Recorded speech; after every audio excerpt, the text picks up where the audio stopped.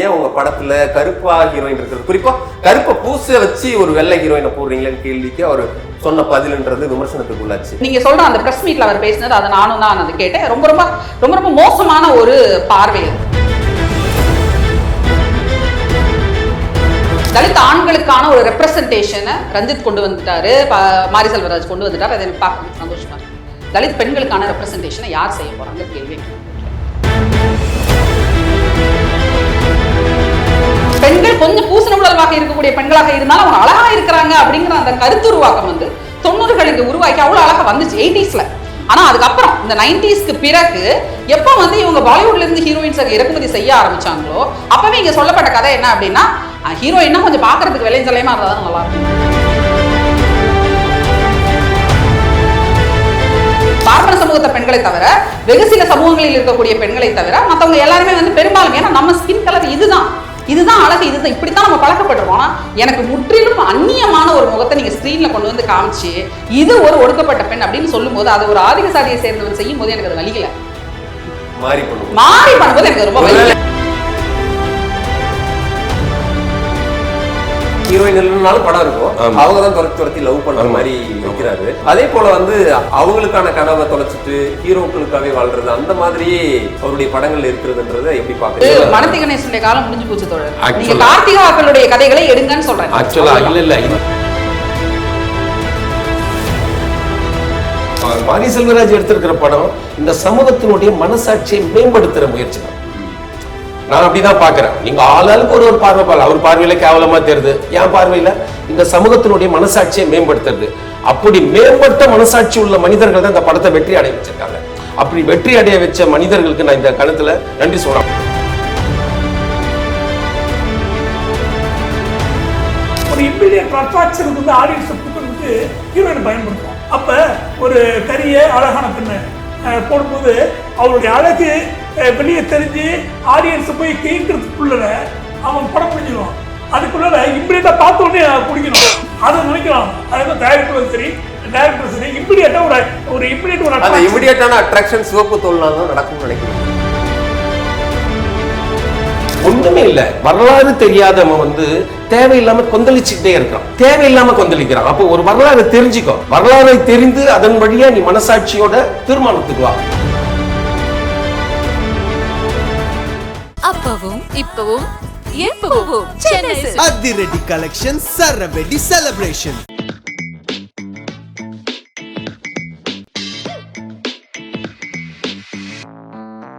இப்போ மாரி செல்வராஜ் பாரஞ்சித்துலாம் வந்து அவங்க கதை எடுக்கிறதுக்கு டைம் ஆயிருக்கு. இருந்தாலும் அதுக்குள்ள சில போதாமைகள் மாரி செல்வராஜ் படங்கள்ல இருக்கிறதா சிலர் விமர்சனங்களை வைக்கிறாங்க. அண்மையில் அவர்கிட்ட சில கேள்விகள் கேட்கும்போது கூட அவர் கொஞ்சம் கோபமா பதில் சொல்லிட்டார். குறிப்பா வந்து ஏன் உங்க படத்துல கருப்பா ஹீரோயின் இருக்கிறது, குறிப்பா கருப்பை பூச வச்சு ஒரு வெள்ளை ஹீரோயினை போடுறீங்களேன்னு கேள்விக்கு அவர் சொன்ன பதில்ன்றது விமர்சனத்துக்குள்ளாச்சு. நீங்க மாரி செல்வராஜ் படங்கள்ல வர்ற கதாநாயகிகளை எப்படி பாக்குறீங்க? இந்த படத்துல கூட அந்த பெண் தான் துரத்தி வர மாதிரி இருக்கு. இது எம்ஜிஆர் காலத்துல இருந்தே ஹீரோக்களை ஹீரோயின் தான் துரத்தணுன்ற மாதிரி இருக்கு. அது எப்படி பாக்குறீங்க? அதுவும் இல்ல, எனக்கு அவங்க தாராளமா துரத்தி கல்யாணம் பண்ணிக்கிட்டோ லவ் பண்ணிக்கிட்டோ அதை பத்திலாம் எனக்கு எதுவுமே பிரச்சனை கிடையாது. ஏன் பிரச்சனை இதுல என்னவா இருக்கு அப்படின்னா, தலித் ஆண்களுக்கான ஒரு ரெப்ரசன்டேஷனை ரஞ்சித் கொண்டு வந்துட்டாரு, மாரி செல்வராஜ் கொண்டு வந்துட்டாரு. அதை எனக்கு பார்க்க சந்தோஷமா இருக்கு. தலித் பெண்களுக்கான ரெப்ரசன்டேஷனை யார் செய்ய போறாங்கிற கேள்வி நான் வைக்கிறேன்.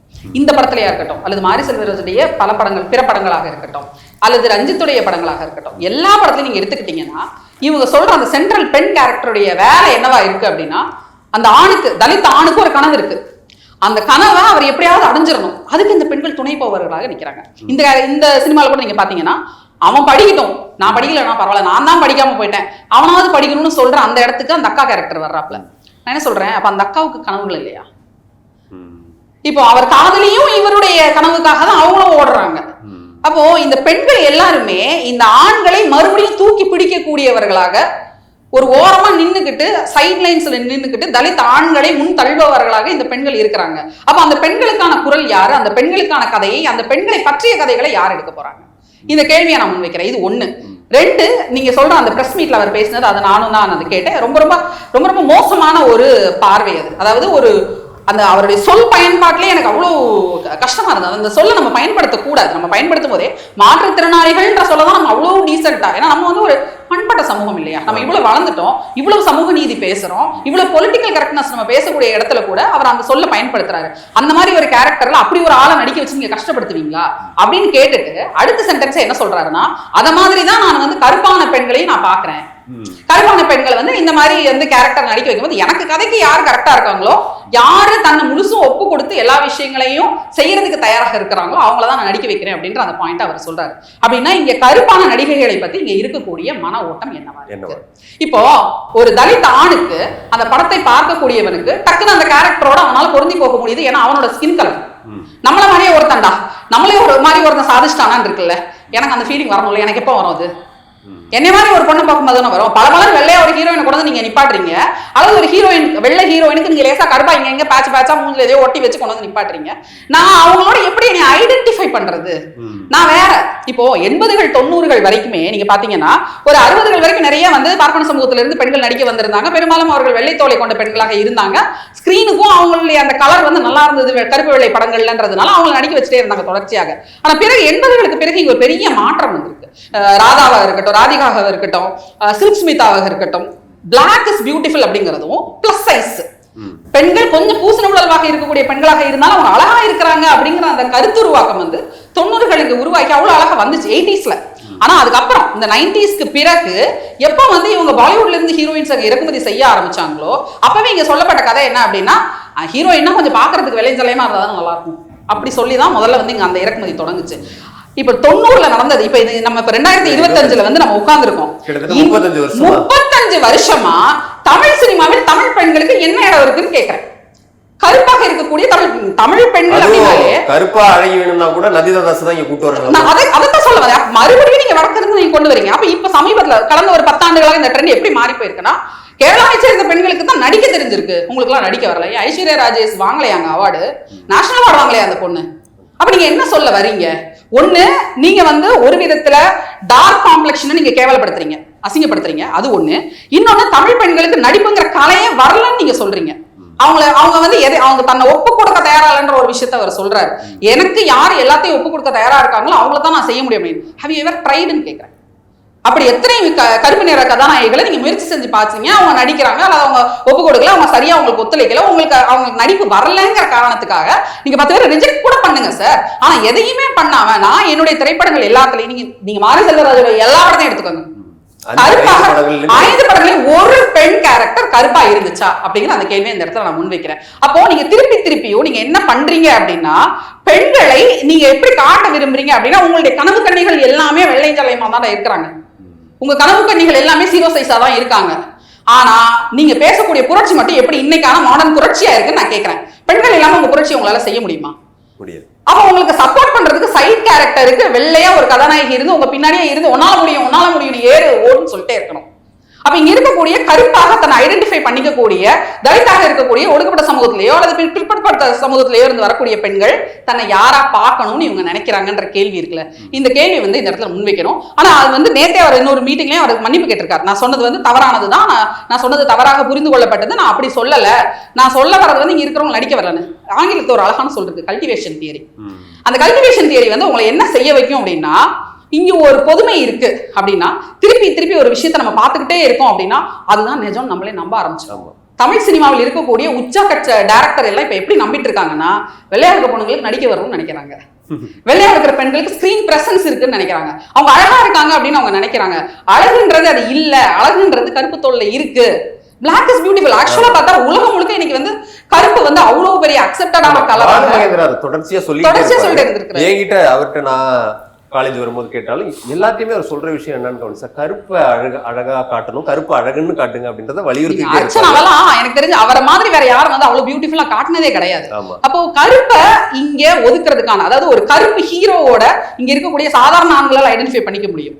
யாரும் ஐடென்டிஃபை பண்ணிக்க இது முடியும். அதே போல நான் கபாலி வந்த டைம்ல நான் ஒரு விமர்சனத்தை முகநூல்ல எழுதியிருந்தேன். எனக்கு ரஞ்சித்தும் பிடிக்கும், ரஜினியும் பிடிக்கும், அந்த படமும் பிடிக்கும். இருந்தாலும் எனக்கு உறுத்தலா தெரிஞ்சது ராதிகா ஆப்தே வந்து ரஜினியை பார்த்து ஒரு வசனம், ஓ கருப்பு அள்ளி பூசிக்கணும் அப்படின்னு சொல்லுவாங்க. அப்ப எனக்கு ரொம்ப உறுத்தலா இருந்தது. ஏன்னா பாலுமகேந்திரா நம்ம படிச்சுட்டு வர்றதுனால என்னைக்கு வந்து ஒரு ஹீரோ சொல்லுவா ஓ கருப்பு அள்ளி பூசிக்கணும்ன்றதை எழுதியிருந்தேன். காலாவில ஈஸ்வரி ராவ போட்டாரு. பட் பேலன்ஸா அந்த பக்கம் ஒரு முஸ்லீம் புள்ள ஜரீனாவை கொண்டு வந்துட்டாரு சைடு. அப்புறம் நீங்க வெள்ளத்தோட எதிர்பார்க்கறவங்களுக்கு ஏதாவது நாங்க ஒண்ணு கொடுக்கணும்ல, நடக்கதான் செய்யுது. அப்போ இத கருப்பா இருந்தாலும் கலையா இருக்கிறா, இதெல்லாம் வந்து இன்னமும் நீங்க காலகாலமா சொல்லிட்டே இருக்கீங்க. அத வந்து இந்த பின்புலத்துல இருந்து, அதாவது நான் என்ன எதிர்பார்க்கிறேன்னா, ஆதிக்க சாதியில இருந்து வர்றவனுக்கு அல்லது ஆதிக்க பின்புலத்துல இருந்து வர்றவனுக்கு என் வழி தெரியாது, என் கலர் தெரியாது. அந்த கருப்பு அப்படின்னு அந்த கருப்பா இருந்தோங்கிறதுக்காகவே சின்ன வயசுல இருந்து கண்ணாடியை பார்க்காம எனக்கு தெரியும். அப்ப அது அவ்வளவு பெரிய இன்செக்யூரிட்டி இங்க இருக்கிற பெண்களுடைய மனசுல, குறிப்பாக தமிழ்நாட்டு பெண்கள் மத்தியில அது உருவாக்கி இருக்கு. இங்க வந்து வெள்ளையா இருக்கிற பெண்களுடைய எண்ணிக்கை ரொம்ப ரொம்ப கம்மி. பார்ப்பன சமூகத்தை பெண்களை தவிர, வெகு சில சமூகங்களில் இருக்கக்கூடிய பெண்களை தவிர மற்றவங்க எல்லாருமே வந்து பெரும்பாலும், ஏன்னா நம்ம ஸ்கின் கலர் இதுதான் அழகு, இதுதான் இப்படித்தான் நம்ம பழக்கப்பட்டிருக்கோம். ஆனா எனக்கு முற்றிலும் அந்நியமான ஒரு முகத்தை நீங்க ஸ்கிரீன்ல கொண்டு வந்து காமிச்சு இது ஒரு ஒடுக்கப்பட்ட பெண் அப்படின்னு சொல்லும் போது, அது ஒரு ஆதிக்க சாதியை சேர்ந்தவன் செய்யும் போது எனக்கு அது வலிக்கல. மாறி பண்ணும்போது எனக்கு ரொம்ப இனி வரக்கூடிய படங்கள்ல மாரியோ அல்லது ரஞ்சித்தோ அதே விஷயத்தை அவங்க செய்யும் போதுதான் எனக்கு ரொம்ப கஷ்டமா இருக்கு. ஏன்னா இதை வந்து இது ஒரு உரிமையாக கேட்கிறேன். இப்போ இதை நான் போய் இப்ப நான் மணிரத்னத்துல போய் நீ ஏன் ஐஸ்வர்யா ராய் போட்ட அந்த அம்மா பார்த்தா எங்கேயாவது ஒரு தமிழ் பிரின்சஸ் மாதிரி இருக்கா அப்படின்றது நிச்சயமா நான் கேட்டிருக்கேன். பொன்னியின் செல்வன் வந்த டைம்லலாம் என்னால அந்த கேரக்டரோட கனெக்ட் பண்ணிக்கவே முடியல, நந்தினியோட என்னால கனெக்ட் பண்ணிக்கவே முடியல. ஏன்னா நான் வந்து பார்த்த நந்தினி வேற. நம்ம எல்லாரும் வந்து பொன்னியின் செல்வன் படிச்சுட்டு நம்ம வேற ஒரு கேரக்டர் இன்சார்ஜ் பண்ணி வச்சிருப்போம். ஸ்கிரீன்ல பார்த்தோன்னே ஐயோன்னு ரொம்ப கஷ்டமா இருந்தது. அப்படி வந்து ஒரு அத்தலம் தொத்தலமா அந்த கை நரம்புகள் எல்லாம் வெளியே தெரிகிற மாதிரி ஒரு கேரக்டரை வந்து அவர் ஐஸ்வர்யா ராய் கொண்டு வந்து காமிச்சிருந்தார். அப்போ அவங்க செய்யும் போது எனக்கு அது ஓகே, நீ ஒரு பேன் இண்டியா படம் பண்ற, என்னத்தையும் நீ பண்ணி தொலை, அது பிரச்சனை கிடையாது, உனக்கு என் கஷ்டம் புரியவே போறது இல்லை. ஆனா இந்த பின்புலத்திலிருந்து வரக்கூடிய நம்மளுடைய சக தோழர்களுக்கு கூட இது புரியல, அவங்க இன்னும் அந்த இதுலயே இருக்காங்க அப்படிங்கும் போது உண்மையிலேயே அது வந்து நமக்கு. ஆனா பாரஞ்சித் கொஞ்சம் பெட்டரா சில படங்களை ட்ரை பண்ணி, ஒரு ரெண்டு படங்கள் ட்ரை பண்ணிருக்காரு. அதுல துஷாரா பண்ணிருக்காரு, சார்பட்டாலையும் துஷாரா பண்ணிருக்காங்க. சில விஷயங்கள் வந்து அஞ்சலி பாட்டில் மாதிரியான ஹீரோயின், வாழையில இவர் பண்ண அந்த டீச்சர் கேரக்டருக்கு பாத்தீங்க, அது மறக்கவே முடியாத ஒரு விஷயம். அந்த கேரக்டர் இல்லைனாலும் அந்த படம் ஓடி இருக்கும். என்ன ரோல் அந்த கேரக்டருக்கு அந்த படத்துல இருக்கு, இன்னும் அவருடைய தேவதைகள்லாம் கொஞ்சம் கருப்பு நிறத்துல. அதுதான் அதைத்தான் சொல்றேன். அதாவது இவங்களுடைய தேவதைகளை இவங்க வெள்ளையாவே பார்த்து பழகிட்டாங்க. நான் வந்து தப்பு சொல்லல. ஏன்னா இந்திய சூழல்ல நம்ம ஆண்களுடைய இளம் வயது கனவுகளாக இங்க தேவதைகள் வெள்ளை நிறத்துல தான் இருக்காங்க. நான் என்ன சொல்றேன், அந்த ஃபேண்டசியை நீங்க 20 வயசுக்கு மேலேயே நீங்க தூக்கி சுமக்காதீங்கன்ற. ஒரு டைரக்டர் ஆன பிறகு உலகில் பல ஊர்களை நீங்க பாக்குறீங்க, பல விஷயங்களை பாக்குறீங்க, பேசுறீங்க, பண்றீங்கன்றப்ப அட்லீஸ்ட் வந்து இந்த ஃபேண்டசிஸை கொஞ்சம் குறைச்சு வச்சுட்டு கீழே இறக்கி வச்சுட்டு நம்ம சமூகத்து பெண்கள், நம்ம ஊர் பெண்கள் எப்படி இருக்காங்க, தமிழ் பெண்கள் எப்படி இருக்காங்க அப்படிங்கறத திரையில கொண்டு வரதுக்கு முயற்சி செய்யணும் அப்படின்றது. இதை நான் கரண்டருக்கு தோறிட்டு இருக்கேன். ஏன்னா நிறைய படங்கள்லாம் இப்ப எழுதிட்டு இருக்காரு. பொதுவா என்னதான் அது இருந்தாலும் ஹீரோக்கள் நம்ம வந்து ரஜினிகாந்த்ல ஆரம்பிச்சு பிரதீப் ரங்கநாதன் வரைக்கும் நம்ம கருப்பா இருந்தாதான் கலெக்ஷன். ஆமா, நெக்ஸ்ட் டோர் பை இமேஜ் அப்படின்றது. ஆனா ஹீரோயின் மட்டும் பாம்பேல இருந்து சொல்ற மாதிரி கேரளால இருந்து இந்த வெள்ளத்தோலாவே இருக்கணும்ன்றது என்ன வணிக சமரசமா இல்ல என்ன மாதிரி, அது எதனால? ஒட்டுமொத்த சமூகத்தினுடைய மனநிலை அதான். எல்லாத்திலயும் மேல கீழே இருக்கும். சோத்துல மேல கீழே, ட்ரெஸ்ல மேல கீழே, மனிதன்ல விலங்குகளை மேல கீழே, இந்த மாதிரி நம்ம மனமே வந்து கொலாப்ஸ் ஆயிருக்கிற மனம். அதனால ஒரு பொண்ணை வந்து ஹைட்டு வெயிட்டு ஒயிட்டு ஒரு டைலாக் சொல்லுவோம், நம்ம தெரிஞ்ச பதம். அது மாதிரி வெள்ளையா இருந்தாக்கா பொய் சொல்ல மாட்டான், வெள்ளையா இருக்கிறது ஒரு பெரிய மதிப்புக்குரியது அப்படின்னு சொல்ற ஒரு இது இருக்குது இல்ல. அந்த பண்பு தான் அந்த நான் ஒட்டுமொத்தமா நீங்க பாத்தீங்கன்னா இது ஏன் இந்த வெள்ளையா இருக்கிற பொய் சொல்ல மாட்டான். அதே மாதிரி பெண்ணு, அது ரொம்ப பெண்ணு வெள்ளையா இருக்கிறதுன்றது இந்த சமூக மனநிலையே. இது வந்து உலகம் முழுக்க இருக்கிற மனநிலைக்கும் இந்திய மனநிலைக்கும் நிறைய வித்தியாசம். அதுவும் இந்த தமிழ் சூழல்ல இருக்குது பாருங்க, அது வந்து எல்லா இடத்துலயும் நீக்கமாக நிறைஞ்சிருக்கும். வெள்ளையா இருக்கிறது தான் வந்து உயர்வானது அப்படின்றது ஒரு நம்ம தமிழனே கருப்பன் தான் எப்பவுமே. அதுல எங்கேயாவது வெள்ளையா இருக்கிறான்னாக்கா அவன் இனக்கலப்பானவன் தான் ஒரிஜினலான அறிவியல் பண்பு. அப்போ இதெல்லாம் கூட இந்த அறிவியல் வரலாறு எதுவுமே புரியாத ஒரு சமூகத்தான் கொந்தளிக்கிறது உடனே. இப்போ மாரி செல்வராஜ் எடுத்திருக்கிற படம் இந்த சமூகத்தினுடைய மனசாட்சியை மேம்படுத்துற முயற்சி தான். நான் அப்படிதான் பாக்குறேன். நீங்க ஆளாளுக்கு ஒரு பார்வை பாரு, அவர் பார்வையில கேவலமா தெரியுது, என் பார்வையில இந்த சமூகத்தினுடைய மனசாட்சியை மேம்படுத்துறது. அப்படி மேம்பட்ட மனசாட்சி உள்ள மனிதர்கள் தான் இந்த படத்தை வெற்றி அடைய வச்சிருக்காங்க. அப்படி வெற்றி அடைய வச்ச மனிதர்களுக்கு நான் இந்த கணத்துல நன்றி சொல்றேன். அவங்க இவர் சமூகத்துல இருக்கிறவங்க தான் வந்து வெற்றி அடைய வைக்கலாம். ஆனா அவங்க சொன்னது போல அவருடைய 5 படங்கள்லயுமே ஏதாவது ஒரு படம் 2 படம் தான் ஓகே, ஒரு வெள்ளையாவே கதாநாயகிகளை அது வந்து பிழை இல்ல. அது வந்து அவங்களுடைய தேவை அந்த மாதிரி இருக்கும். அந்த எல்லா இடத்துலயும் அவங்க சமரசம் ஒண்ணு போறாருல. இப்ப இந்த விமர்சனம் வைக்கலாம், இந்த மாதிரியான விமர்சனங்களை வைக்கலாம். ஏன் ஒரு சமூகத்தினுடைய எல்லா விஷயத்திலையும் வந்து நீங்க ஒரு புரட்சிகரமான ஒரு மாற்றத்தை நிகழ்த்தணுன்றதுக்காக பேசுறீங்க, செயல்படுறீங்கன்னா இந்த பெண் விஷயத்துல, கதாநாயகி விஷயத்துல ஏன் இந்த மாதிரி கலர்ஃபுல்லாவே தேடுறீங்க? அப்படியே கலர்ஃபுல்லா இருக்கிற ஒரு நடிகை கொண்டாந்து ஏன் கலர் பண்ணி நடிக்க வைக்கிறீங்கன்றது கேள்வி. நிறம் தாண்டி அது சொன்னது போல அந்த ஹீரோவுக்காகவே இந்த படத்தை எடுத்துக்கிட்டீங்கன்னா அவ்வளவு அந்த ஹீரோயின் இல்லைனாலும் படம் இருக்கும், அவங்கதான் துரத்தி லவ் பண்ற மாதிரி வைக்கிறாரு. அதே போல வந்து அவங்களுக்கான கனவை தொலைச்சிட்டு ஹீரோக்களுக்காகவே வாழ்றது, அந்த மாதிரியே அவருடைய படங்கள்ல இருக்கிறதுன்றத எப்படி பாக்குறீங்க? ஒண்ணு அம்மா கஷ்டப்படுவாங்க, இல்ல அம்மா இருக்க மாட்டாங்க, அக்காக்கள் வந்து இப்படிதான் இருப்பாங்க. இந்த மாதிரி இது மனதி கணேசனுடைய காலம் முடிஞ்சு போச்சு தோழர். நீங்க கார்த்திகாக்களுடைய கதைகளை எடுங்கன்னு சொல்றேன். ஆக்சுவலா இல்ல இந்த விமர்சனம் வந்து நம்ம மறுக்கல, இதுக்கு வந்து எதிர்வாதம் கிடையாது. ஆனா நான் என்ன நினைக்கிறேன்னாக்கா, அவர் வந்து ஒரு ஒரு கலைஞனா வந்து எல்லா இடத்துலயும் காம்ப்ரமைஸ் பண்ண முடியாது, எல்லா இடத்துலயும் காம்ப்ரமைஸ் பண்ணாமலும் இருக்க முடியாது. ஏன்னா சினிமா அந்த மாதிரி இல்லையா, சினிமா ஒரு வணிக ஊடகம். அப்ப அதுல வந்து நான் பேசக்கூடிய விஷயத்தையும் பேசணும். இது ரொம்ப பெரிய இதுக்கு ஒரு பெரிய கட்ஸ் இருந்தா தான் இந்த வேலையை செய்ய முடியும். இல்லைன்னா ஒரு கமர்ஷியல் படத்தை எடுத்துட்டு போயிடலாம், அது ரொம்ப ஈஸி. அதுக்கு ஒரு பெரிய இதுல ஒரு மரம் இருந்தா போதும், ஒரு 2 அது கலர்ஃபுல்லா இருக்கிறாங்களா இப்ப நம்ம இந்த கேள்வியை வைக்க மாட்டோம். ஒரு திறமைசாலியான, ஒரு சமூகம் புரிந்த, ஒரு கலாச்சாரம் புரிந்த, ஒரு ஒரு சமூகத்தை மேம்படுத்த விரும்புற, இல்ல ஒரு சமூகத்தினுடைய குற்றங்களை சொல்லக்கூடிய ஒரு அழுத்தம் திருத்தமான ஒரு படம் எடுக்கிறவர் ஏன் பெண் விஷயத்துல மட்டும் வெள்ளமாவங்களாவே வச்சிருந்திருக்கிறாருன்ற கேள்வி நம்ம வைக்கிறோம்ல. ஏன் மாறிக்கிட்ட அந்த கேள்வி வருது அப்படின்னா, அவர் ஐட்டம் சாங்கோ இல்ல கிளாமராவோ நான் பெண்ணை காட்ட மாட்டேன்னு பேசுறாரு, அவர் படங்கள்ல அதை கடைபிடிக்கிறாரு. அதுக்குன்னு ஒரு சாங் வைக்கிறது இல்ல, அப்படி அவர் காட்டுறது இல்ல. ஆனா நிறமா அப்படி ஆயிருது. இன்னொன்னு பார்த்தா அந்த வாழையில டீச்சர் கேரக்டரும் டீச்சரா இருக்காங்க. மத்தபடி மத்த எல்லா படங்கள்லயுமே பார்த்தா இந்த நம்ம காலை எடுத்துக்கிட்டோம்னா அவங்க சின்னதா ஒரு கேரக்டர் அஞ்சலி பாட்டில் வருவாங்க, ட்ரெஸ்ஸை உருவிடுவாங்க. எல்லாரும் என்ன நினைப்போம், ட்ரெஸ்ஸை தான் போய் எடுக்கணும் போது அவங்க கட்டை எடுத்து அடிக்க போவாங்க. அதே மாதிரி கபாலியில் எடுத்துக்கிட்டா சாய் தன்ஷிகாவுடைய கேரக்டர்ல ஒரு போல்ட்னஸ் இருக்கும், கபாலியோட பொண்ணா ஒரு கேரக்டர் பண்ணிருக்கும். இப்படி எல்லா படங்கள்லயுமே ஈஸ்வரி ராவ்ல இருந்து எல்லா கேரக்டருமே, பார்வதியா இருக்கட்டும், எல்லாத்துலயுமே அவங்க ஒரு ஆளுமையா பாரஞ்சித் படத்துல இது அதுல கொஞ்சம் மாரி செல்வராஜ் இல்ல ரஞ்சித் வந்து மாஸ்டர். ரஞ்சித் வந்து ஒரு மாஸ்டர். எல்லா விஷயத்தையும் நம்ம அவராண்ட பேசும்போது யோசிச்சு டிஸ்கஷன் பண்றதுலாம் இல்ல, அவர் இமீடியட்டாவே சொல்றாரு. அவர் இல்ல அது வேணாம், இது நல்லா இருக்கும் அப்படின்னு அவங்க நண்பர்களோட பேசும்போதோ இல்ல கதை பார்த்து போகும்போது, இப்ப நான் கூட ஏதோ ஒரு விஷயத்துல அவரோட பேசிட்டு இருக்கும்போது இது நல்லா இருக்குது, இமீடியட்டா ஜட்ஜ்மெண்ட் பண்றதுன்றது ஒரு கலை மேதமைன்னு நான் அந்த மாஸ்டர் தாட்டுல ஒரு மாறி கூட ஒரு விதத்துல மாஸ்டர் தான். மாரியோட பிரச்சனை என்னன்னா, இப்ப மாரியோட பிரச்சனை வேற, ரஞ்சித்தோட பிரச்சனை வேற. ரஞ்சித் சொல்றாரு என்னால அந்த அளவுக்கு போக முடியாதுன்னு. அவருடைய கலையை அவர் ஒரு விதமா பாக்குறாரு, அவரும் வந்து பேசுவார், அவருக்குரிய முறையில் அவர் பேசுறாரு, இவரும் பேசுறாரு. ஏன்னா இவரோட சூழல் அந்த மாதிரி. அப்ப என்னுடைய வாழ்க்கையின் வழியை நான் பேசுறேன், இந்த சமூகத்தினுடைய ஒரு அங்கம் நானு, எனக்கு ஒரு உரிமை இருக்குது, எனக்கு வலி இருக்குது, என் வலி. அவர் இல்லாததை பேசலையே, இருக்கிறத பேசுறாரு. இருக்கிறதுல கூட ஒரு சமரசம் வேணும்னு அவர் விரும்புறாரு. நீங்க ஒண்ணுமே இல்ல, வரலாறு தெரியாதவன் வந்து தேவையில்லாம கொந்தளிச்சுக்கிட்டே கொந்தளிக்கிறான். அப்போ ஒரு வரலாறு தெரிஞ்சுக்கோ, வரலாறை தெரிந்து அதன் வழியா நீ மனசாட்சியோட தீர்மானத்துக்கு வா. அப்படின்றதுக்கு அறுவை சிகிச்சை ஒரு பெரிய கட்டி இருக்குது, அதை அறுவை சிகிச்சை பண்ணி தானே நீங்க குணப்படுத்த முடியும். வெறுமனே பாசாங்க நான் கமர்ஷியலாவே உலக காலத்துக்கு படம் எடுத்து கதை ஏமாத்திக்கிட்டு இருப்போம். உலகம் நம்மளை பார்த்து என்ன சொல்லும்? தவறு இல்லையா? அது உலகம் எங்கேயோ போயிடுச்சு, எல்லாத்தையும் வெட்ட வெளிச்சமா பண்றாங்க இல்லையா? பிளாக்ஸோட படங்கள்லாம் எடுக்கிறாங்க. பிளாக்ஸ் எல்லாம் வந்து ஐயோ எங்களை ஏன் இப்படி எடுத்துட்டீங்க, நாங்கெல்லாம் இன்னைக்கு உலகின் மிக உச்சாணியில இருக்கிற இப்படிலாம் கதறது இல்ல. வாழ்வின் வரலாறு இருக்குது, வரலாற்றை வந்து சொல்றாங்க. அப்ப நீங்க வந்து இன்னைக்கு ஒரு நாவல் வருது, நீங்க அந்த நாவல் வந்து அல்லிமுலை ஆனைமாடன் ஒரு நாவல் வருது, நீங்க அதுக்கு உடனே கொந்தளிச்சிருவீங்களா? நீங்க இருந்ததை தானே எழுதுறாங்க, ஒரு வரலாறு, அதுக்காக கொந்தளிக்க முடியாது. இருந்ததை சரி, சார்கிட்டே இந்த இது குறித்து கருத்து கேட்டேன். ஏன்னா அவர்கிட்ட முன்னாடி வேற விஷயங்களை பேசியிருந்தோம்.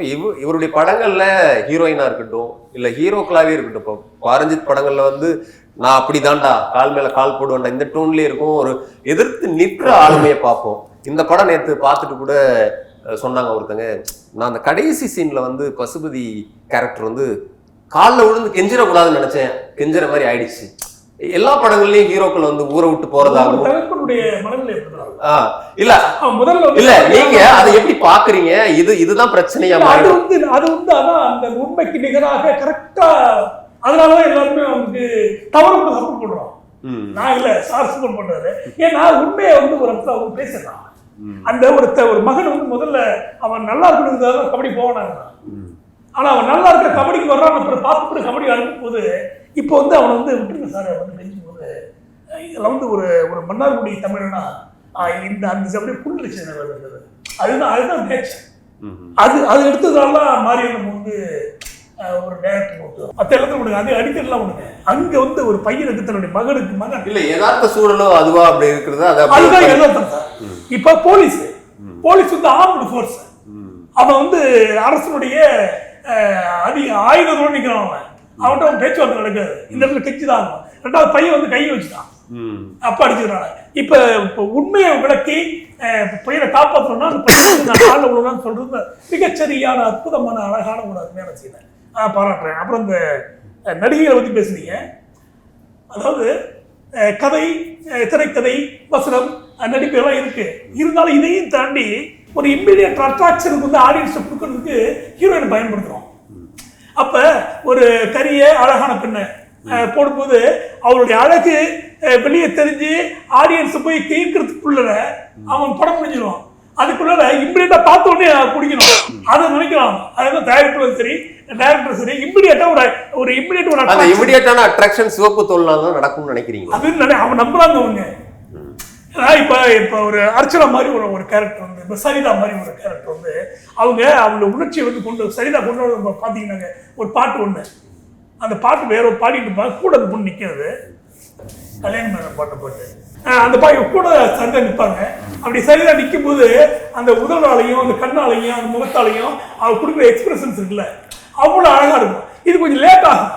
ஓகே. ஆனா நம்மளால டேரக்டர் என்ன பண்றாங்க, ஆடியன்ஸ் வந்தோட பார்த்து பிடிக்கணும், சக்குன்னு ஒரு சேப்பா ஒரு பொண்ணை காட்டுவாங்க. வேற ஒரு தப்பு நோக்கம் ஒண்ணு கிடையாது. தமிழ் பெண்களை காட்டக்கூடாதுன்னோ அதை கருப்பான பெண்களை காட்டக்கூடாது அப்படி கிடையாது. ஒரு இம்மிடியட் அட்ராக்ஷன் ஒரு பிசினஸ்க்கு யூஸ் ஆகுதுன்னு நினைக்கிறாங்க. அதை நான் ஆதரிக்கிறேன்.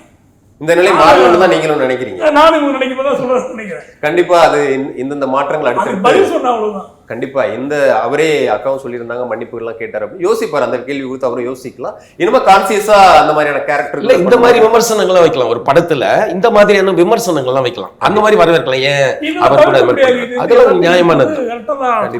நிச்சயமா இந்த உங்களுடைய எல்லா பிஸி ஷெடியூல்ல வந்து பைசன் காலமாடன் குறித்து பல்வேறு விஷயங்களை பகிர்ந்துக்கிட்டீங்க. இந்த சமூகத்துல இது கலவரத்தை ஏற்படுத்துன்னு யாரும் எடுக்கிறதுல நான் ஒரு நல்ல படைப்பு கழகத்தை ஏற்படுத்தணும், அந்த கழகம் தான் ஒரு தெளிவை கொடுக்கும்னு நினைக்கிறேன். அப்படி மாறியுடைய படைப்புகள் தொடர்ந்து வந்து ஒரு கழகத்தை ஏற்படுத்திக்கிட்டு தான் இருக்கு. அது தேவையாகவும் இருக்கு. அதுல ஒவ்வொருத்தருக்கும் தங்களுடைய கருத்துக்களை வந்து பகிர்ந்துருந்தீங்க. இது சொல்ல போனா மாரி செல்வராஜ் அவர்களே பார்த்தா அவருக்கே சில இன்புட்ஸ் வந்து யூஸ்ஃபுல்லா கிடைச்சிருக்கும். பாக்குற எல்லாருக்குமே யூஸ்ஃபுல்லா இருக்கும்னு நினைக்கிறேன். கண்டிப்பா படம் பார்த்த நீங்களும் பைசன் காலமாடன் எப்படி இருந்துச்சு, மாரி செல்வராஜ் படைப்புகள் குறித்து நீங்களும் கமெண்ட்ஸ்ல உங்களுடைய கருத்துக்களை தெரிவிக்கலாம். இவ்வளவு நேரம் உங்களுடைய நேரத்தை பகிர்ந்துகிட்டு குமுதம் சார்பாக மிக்க நன்றி. அப்பவும் இப்பவும் எப்பவும் சென்னை அதிரடி கலெக்ஷன் சரவெடி செலிப்ரேஷன்.